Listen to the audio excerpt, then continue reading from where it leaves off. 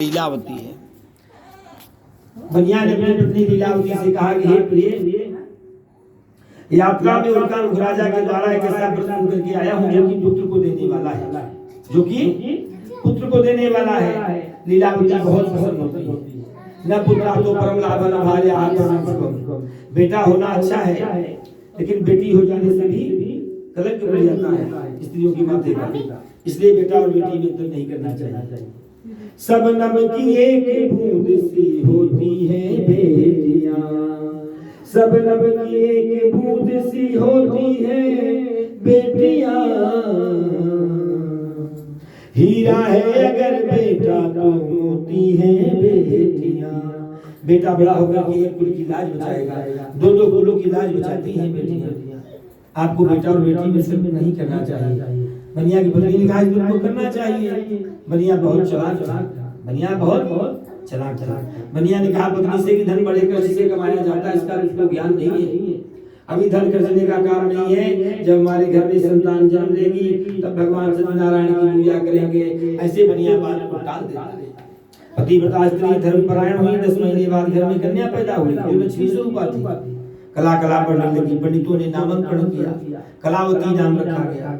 मीठे वचनों में लीलावती ने कहा स्वामी आपने कहा था हमारे घर संतान जन्म लेगी तो सत्यनारायण भगवान की पूजा करेंगे। बनिया ने कहा हमने बड़ी छठी में बहुत खर्चा कर दिया, हमारे नाम रिश्तेदार चले गए, अब हम इसका विवाह करेंगे तब धूमधाम से पूजा करेंगे, सब इकट्ठा होंगे। उसमें ऐसी बात को टाल के बनिया फिर से व्यापार के लिए निकल जाता है। थोड़े दिन में जो कलावती है वो सियानी हो जाती है, बेटियां जल्दी बड़ी हो जाती है। इसका बोध नहीं हो पाता माता पिता को। बनिया व्यापार से निवृत्त होकर के आया, सहेलियों के साथ अपनी बिटिया को देखा। कलावती को विचार करता है कि बेटी विवाह के योग्य हो गई, इसका विवाह कर देना चाहिए। दूतों को ब्राह्मणों को बोला कि कोई श्रेष्ठ बालक चाहिए जो पढ़ा लिखा सूचित हो जाती भाई में बोली। रीति रिवाज के साथ बनिया अपनी बेटी का विवाह चंद्रनगर के वैश्य बालक के साथ संपन्न कर देता है। भाग्यवश जो भगवान की पूजा है वो बनिया विवाह के समय भी करना भूल जाता है। भगवान रुष्ट हो जाते हैं कि देखो इस बनिया का, इसने कहा हमारे घर संतान जन्म लेगी तो हम आपकी पूजा करेंगे। संतान ने जन्म लिया तो कहा कि विवाह के समय करेंगे, विवाह में रुष्ट हो जाते हैं। झूठ समझ के भगवान बनिया के ऊपर रुष्ट हो जाते हैं। और जो बनिया है वो अपनी बिटिया का विवाह करने के बाद ऐसा विचार करता है कि मुझको क्या करना चाहिए, मुझे अपना व्यापार आगे बढ़ाना चाहिए। मैंने बेटी के विवाह में बहुत सा धन खर्चा कर दिया। बनिया को एक ही बेटी थी तो बनिया अपने दामाद को भी घर जमाई बना लेता है। बनिया दामाद को भी घर जमाई बना लेता है और दामाद को साथ में लेकर के बनिया व्यापार करने के लिए निकल पड़ा। रत्नसारपुर नामक शहर जाता है बनिया, जो भी हम लोग कलकत्ता के नाम से जानते हैं। वहां पर बनिया व्यापारी का कर्म करने लगा। बनिया को भगवान ने श्राप दिया कि जा तुझको कठिन से कठिन दुख प्राप्त होगा, जो कि प्रकार तू कर रहा है उसका तुझको दंड मिलेगा। भगवान की माया से जहाँ बनिया व्यापारी का कर्म कर रहा था, 2 मायावी चोर राजा का खजाने का धन चुरा करके बनिया की नाव में पटक के गायब हो गए। दूतों ने देखा कि पहरे में चोरी हो गई। धन को ढूंढते बनिया के पास पहुंचे और बनिया की नौका में राजा का खजाने का धन देखा तो बनिया को चोर समझ बैठे।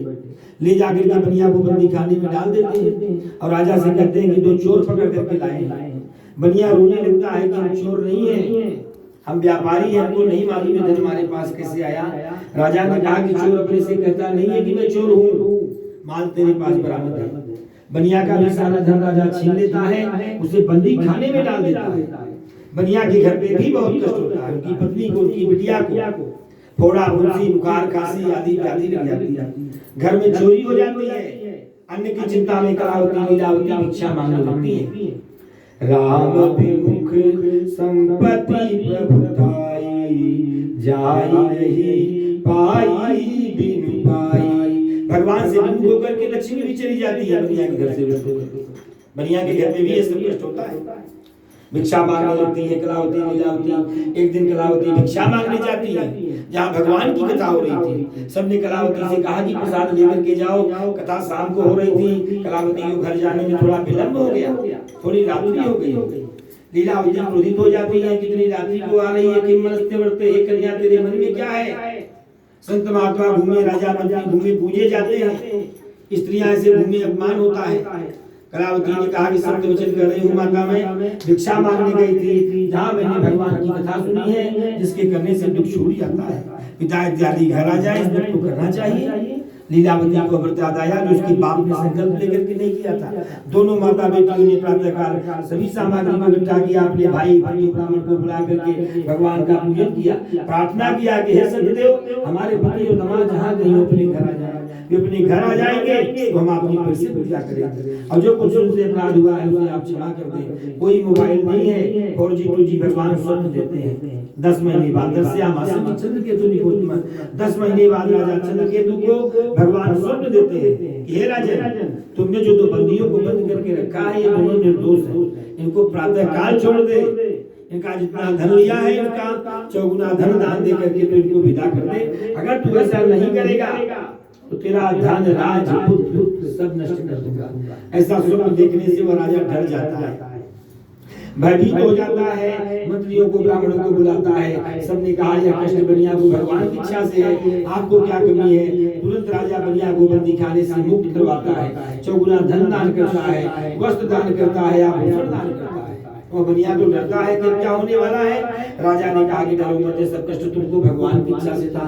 ऐसा कह करके चौगुना धन दान दे करके राजा बनिया को विदा करता है और बनिया अपने नगर का प्रस्थान करते हैं। रेवाखंड में श्री सत्यनारायण बताया अध्याय। बोले श्री सत्यनारायण भगवान की जय। हरे नमः।